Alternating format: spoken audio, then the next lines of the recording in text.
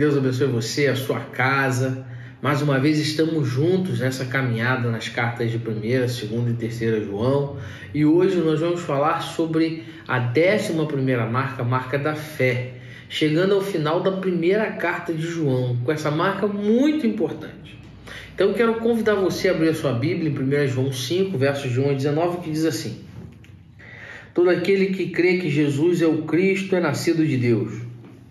Todo aquele que ama o Pai, ama também o que dele foi gerado. Assim sabemos que amamos os filhos de Deus. Amamos a Deus e obedecemos aos seus mandamentos.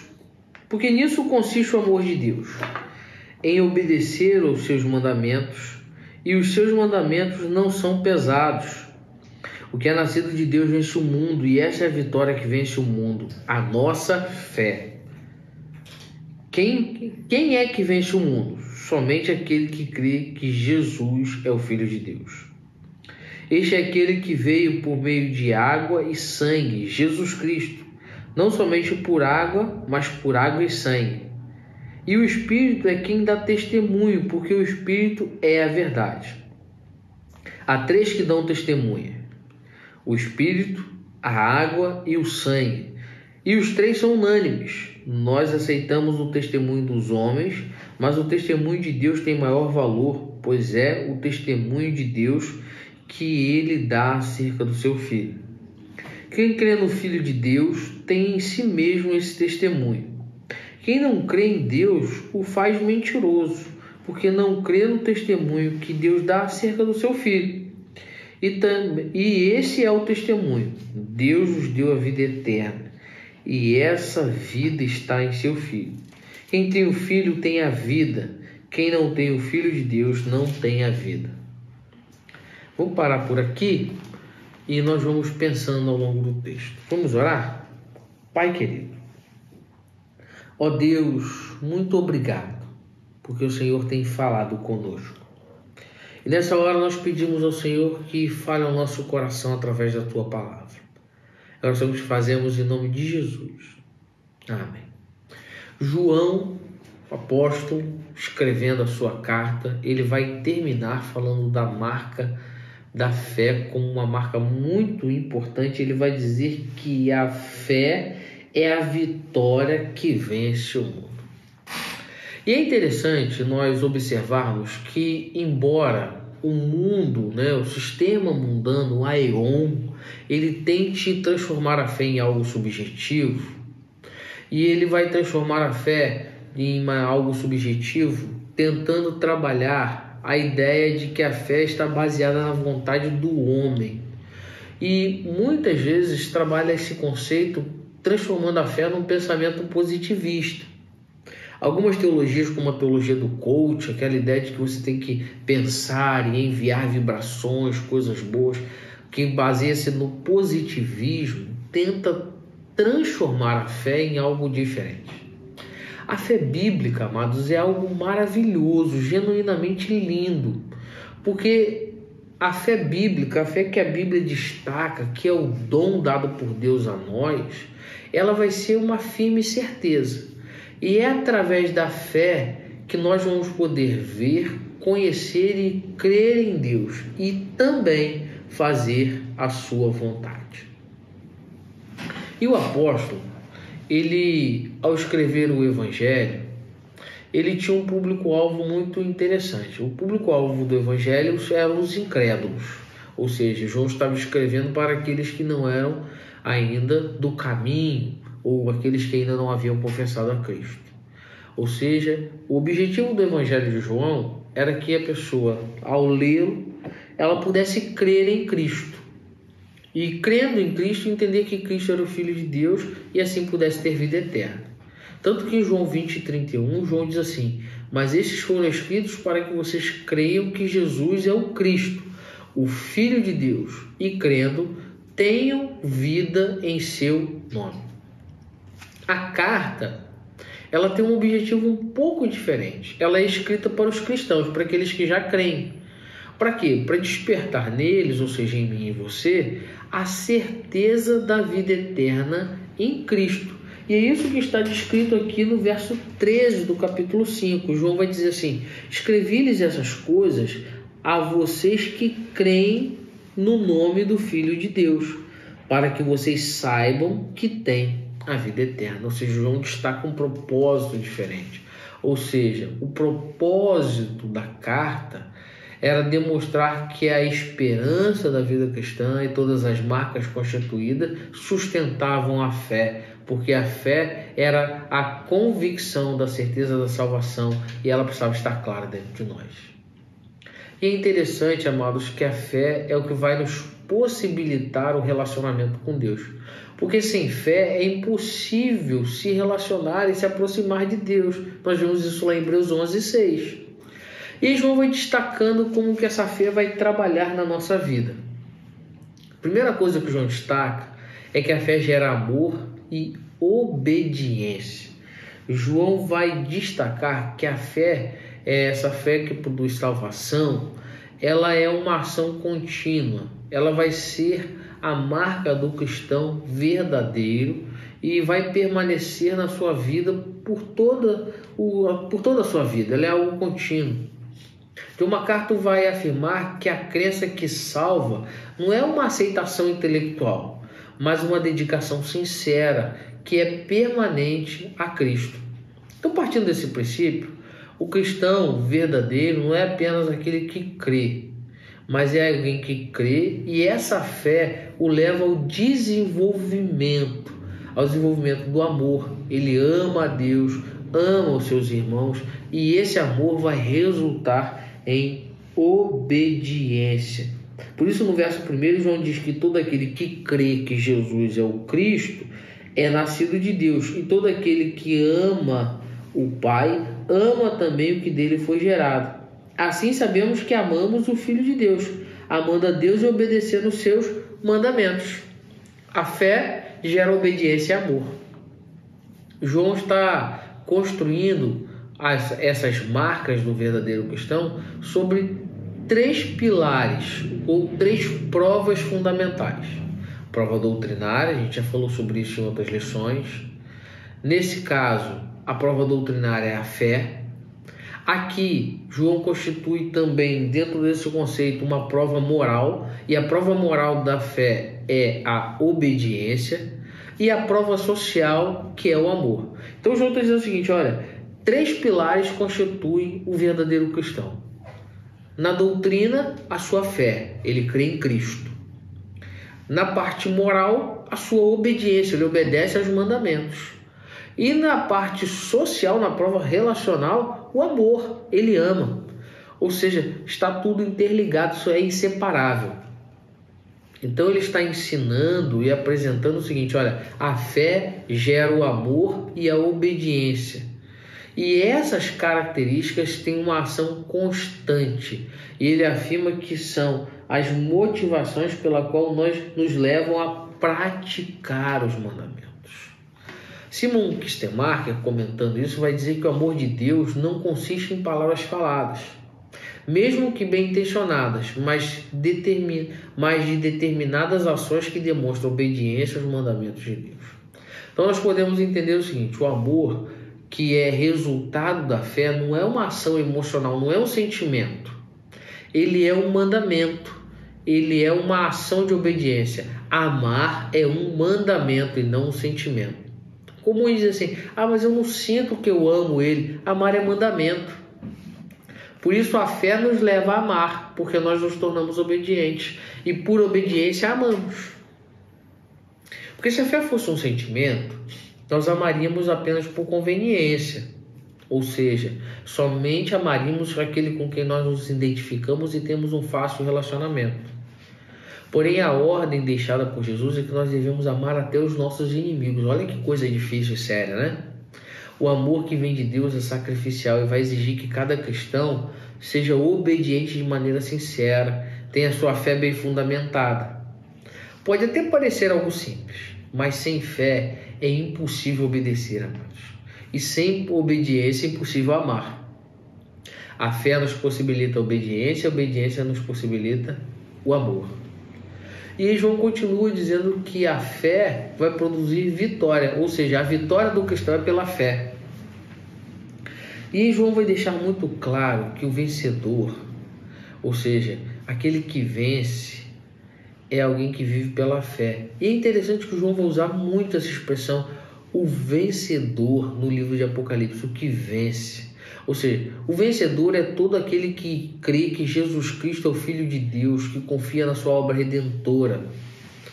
Ou seja, a palavra traduzida por vence, e aí João vai dizer no verso 4, o que é nascido de Deus vence o mundo. A palavra que foi traduzida por vence vem do vocábulo grego que significa conquistar, ter vitória, conquistar o poder.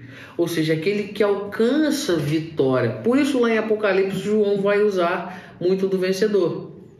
E Lloyd Jones vai afirmar que vencer é usada aqui numa forma verbal que significa vitória contínua no meio de uma luta incessante. Ou seja, o vencedor é aquele que está tendo vitórias contínuas, mas a luta não cessou. Ele está lutando e continua vencendo. Amados, a vitória de Cristo sobre Satanás, a vitória sobre a morte, sobre o pecado, ela foi conquistada por Jesus, né? Uma única conquista no tempo. Mas nós precisamos todos os dias vencer as batalhas.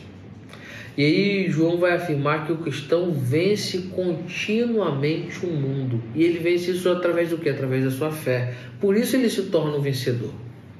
É a fé em Cristo que vai nos possibilitar uma dedicação de vida. E essa dedicação de vida nos torna vencedores. Vale destacar que João não ressalta da pessoa vitoriosa, mas ressalta o poder vitorioso, ou seja, não sou eu que venço, mas é o poder de Deus através da minha fé. Não é o homem, mas o seu nascimento de Deus, o novo nascimento que o permite vencer. O novo nascimento é um evento sobrenatural que nos tira da esfera do mundo sobre a qual Satanás governa para a família de Deus, como afirma John Stott. Aquilo que falamos na lição passada, da nova identidade. Então nós saímos de um sistema de governo onde Satanás está no controle e passamos para a família de Deus. E nessa fé, nessa convicção, nos tornamos vencedores. Por isso, a vitória do cristão mediante a fé não representa a ausência de lutas ou de batalhas. Muito pelo contrário. Ela vai ser uma vitória em lutas contínuas. O que o discípulo amado aqui vai dizer é que a vitória ela é uma realidade, mas ela vai ser alcançada por meio de uma luta intensa e incessante. O cristão vence o mundo, amados, pela sua união com Cristo. O cristão vence o mundo se tornando participante da vitória de Cristo. É o general que volta vitorioso da batalha e nós voltamos comemorando a vitória dele, ou seja, nós vencemos na vitória dele. Os sistemas que governam o mundo estão sob o domínio de Satanás. O crente precisa entender isso. Mas a vitória que nós temos está na vitória de Cristo. Então nós vivemos essa dualidade da vida. A vitória em Cristo, Cristo já venceu, mas nós ainda lutamos contra o mundo. Por isso João vai apontar para um terceiro elemento. A fé nos leva ao testemunho. E aí João coloca o testemunho como uma espécie de resultado da fé. Testemunhar é viver a fé. E aí João coloca isso de uma maneira muito clara, dizendo que o testemunho ele é fundamental, porque mais do que viver e contar experiências pessoais, o resultado das 3 provas, ou seja, da prova doutrinária, da prova moral, da prova social, vão evidenciar a nossa fé. E nesse contexto, João vai fornecer 2 testemunhos distintos como evidência da fé verdadeira: o testemunho exterior e o testemunho interior. Olha o verso 6 aqui comigo. Olha o testemunho exterior. Esse Este é aquele que veio por meio de água e sangue, Jesus Cristo, não somente por água, mas também por água e sangue. E o Espírito é quem dá testemunho, porque o Espírito é a verdade. Há três que dão testemunho: o Espírito, a água e o sangue. E os três são unânimes.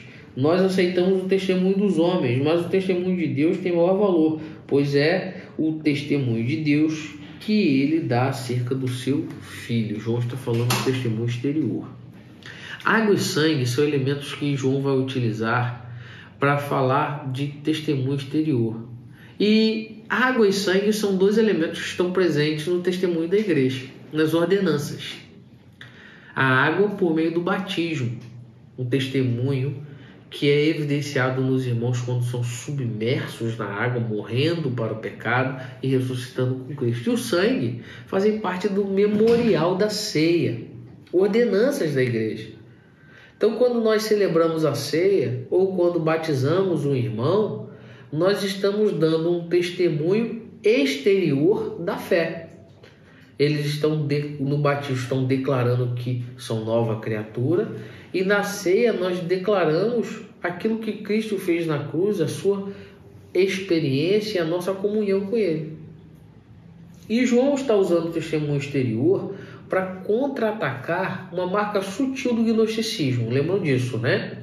O gnosticismo estava sendo combatido nessa carta, porque existia um filósofo chamado Serino de Éfeso, e ele estava ali criando algumas coisas sutis. João vai direto contra ele, não com uma exposição pessoal, nem com acusações, mas com uma afirmação da verdade. Serino ensinava que Jesus havia se tornado filho de Deus ao ser batizado no Jordão. E João vai dizer que Deus dá testemunho pelo Espírito, pela água e pelo sangue.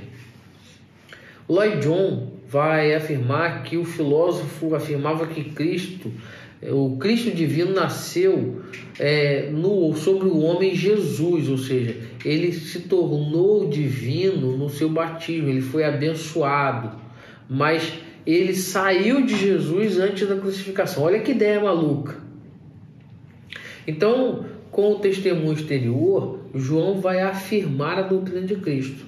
E ele vai falar do testemunho interior, ou seja, a partir do verso 10. Quem crê no Filho de Deus tem em si mesmo esses testemunhos. Quem não crê em Deus o faz mentiroso, porque não crê no testemunho que Deus dá acerca do seu Filho.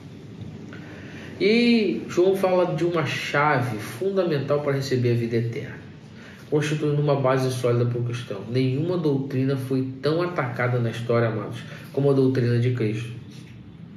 O testemunho interior vai se apresentar como uma bênção para o cristão, porque através da presença do Espírito Santo dentro de nós nos tornamos participantes da vida eterna em Cristo.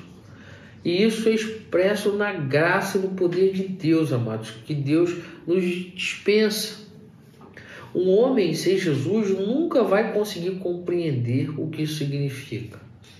Sem fé, impossível. Vale aqui destacar que João não diz que a vida eterna será dada, mas que Deus já deu, ou seja, ele não está usando um tempo futuro, ele está usando um tempo passado, ou seja, Deus já nos deu. Por isso João vai dizer que nós temos essa vida agora em princípio. Se nós formos lá em João 3,17, vai dizer que nós já desfrutamos. E que quando entramos na presença de Deus, nós estamos na glória, ou seja, nós teremos a plenitude de Deus. Por isso nós experimentamos isso pela fé.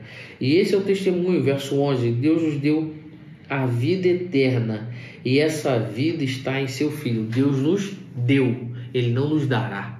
Ou seja, quando recebemos o testemunho, a prova interna, nós nos tornamos participantes da vida eterna. E aí João vai caminhar para o quarto ponto da nossa lição. A fé, marca do cristão, vai impulsionar a oração.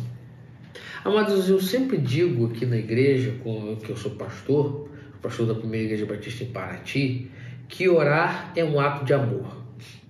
E o apóstolo vai concluir que a fé, ou seja, essa confiança da vida eterna, vai nos permitir orar confiadamente. E ele continua, lá no verso 14. Essa é a confiança que temos ao nos aproximarmos de Deus. Se pedimos alguma coisa de acordo com a sua vontade, Ele nos ouvirá. E sabemos que Ele nos ouve em tudo o que pedimos. Sabemos que temos o que dele pedimos. João está falando da oração. Ele vai dizer o seguinte: olha, a oração impulsionada pela fé não vai buscar realizar o desejo do homem, mas vai alinhar a vontade do meu coração com a boa, perfeita e agradável vontade de Deus.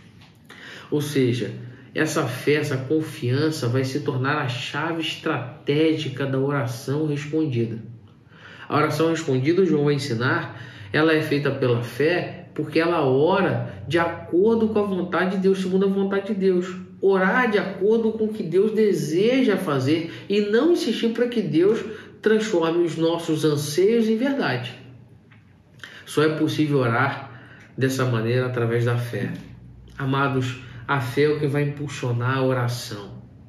Porque quando nós oramos pela fé, nós oramos porque temos a certeza de que Deus está nos ouvindo. Nós oramos certos de que Deus escuta. E isso só é possível porque nós temos o Filho. Lá no verso 12, João diz isso.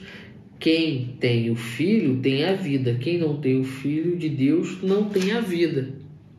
E quando nós cremos no Filho de Deus, então nós oramos. E oramos pela fé, porque oramos em nome de Jesus, sabendo que Deus nos ouve. Ter o Filho, amados, é fundamental. E o Filho, ele só é recebido mediante a fé. A fé vem pelo ouvir a palavra de Deus. Por isso a fé é uma marca fundamental, uma marca que produz vitória. E eu quero contar uma história para você, para exemplificar do que significa essa fé que nos possibilita orar, porque temos o Filho.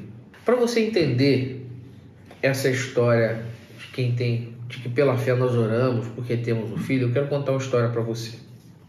Essa história é que um homem muito rico, ele, na Europa, investiu uma parte colossal do seu dinheiro, da sua fortuna, comprando obras de pintores famosos. Comprava coisas muito importantes de vários pintores. Ele amava muito aquele filho, ele só tinha um filho. E um dia esse filho, viajando, sofreu um acidente fatal. E aquilo foi uma tristeza muito grande para esse pai. E um amigo dele teve uma ideia, ele pintou o rosto do filho de uma maneira, em traços muito feios, mal traçados, fez uma gravura desse filho e enviou para esse pai. Esse pai recebe aquela gravura desse amigo, e esse amigo estava com o filho no acidente, vai colocar numa bela moldura e pendura essa moldura com essa foto, com esse desenho mal feito no meio dos quadros mais famosos e mais valiosos. E o tempo passa e antes de morrer o pai vai fazer um testamento.